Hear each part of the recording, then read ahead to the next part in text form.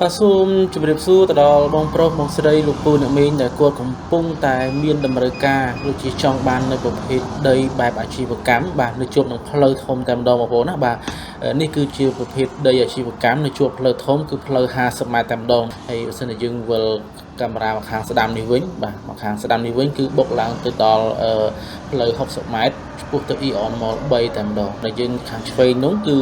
ទៅដល់នឹង stop បាគូបត់ស្ដាំឡើងទៅចកាដូងតែម្ដងបាទអញ្ចឹងដីនេះគឺស្អាតមែនទែនស័ក្តិសមមែនទែនសម្រាប់ពុកម៉ែបងប្អូនដែលគាត់ចង់បានជាប្រភេទដីបែបអាជីវកម្មជួបផ្លូវធំបាទហើយចំពោះដីរបស់យើងគឺទំហំគឺ14ម៉ែត្រកន្លះបាទគុណនឹង58ម៉ែត្របាទក្នុងប្លង់ហ្នឹងគឺបាន837ម៉ែត្រការ៉េតែម្ដងអញ្ចឹងគឺសមរម្យបាទមិនធំពេកក៏មិនតូចពេកមកល្មមសម្រាប់ពុកម៉ែបងប្អូនដែលគាត់លក្ខណៈថាធ្វើជាអាជីវកម្មក៏បានឬក៏ទុកធ្វើជាផ្ទះអាជីវកម្មឬក៏ធ្វើជាឃ្លាំងអីគឺត្រូវមិនតែម្ដងសម្រាប់យើងប្រកបអាជីវកម្មណាបាទចឹងរួចរាល់ឡើងសម្រាប់ពុកម៉ែបងប្អូនបងប្រុសបងស្រីគាត់ចង់បានដីអាជីវកម្មនៅលើផ្លូវធំបងតម្លៃក្រោមទីផ្សារបាទនៅលើផ្លូវនេះតម្លៃហាងឆេងបាទ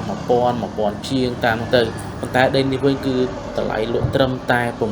$748ទីក្នុង1ម៉ែត្រការ៉េបាទតម្លៃក្រោមទីផ្សារចឹងរួចរាល់ឡើងបងប្អូនបើសិនជាមានចំណាប់អារម្មណ៍ផ្សេងៗចង់បានដីដែលស្អាតអាជីវកម្មកុំភ្លេចទំនាក់ទំនងមកយើងខ្ញុំឥឡូវនេះបាទអរគុណសម្រាប់ការតាមដានទស្សនាវីដេអូខ្លីរបស់